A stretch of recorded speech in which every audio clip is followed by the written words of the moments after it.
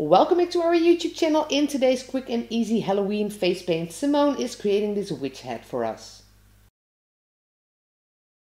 To start out this design, Simone has just a regular face painting sponge and on it is the color Lime by Meryl Paradise. So there is a bit of lime going on the forehead but also on the cheek.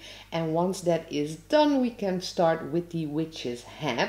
So this split cake is by Diamond Effects and it is a pretty interesting one. It is called Berry Blast and it has white, red, green, blue and black in there. And as you can see, that is a very cool combination for this witch's hat. A few stars with a badass stencil. And with the same black as used for the stencil, we are outlining our witch's hat. A few wrinkles in that hat. And the same wrinkles on the other side as well. A few teardrops,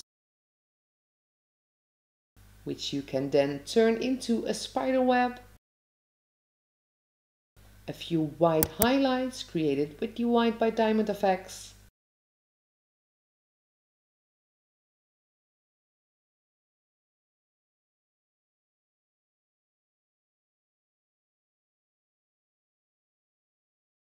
A few stars and a few dots.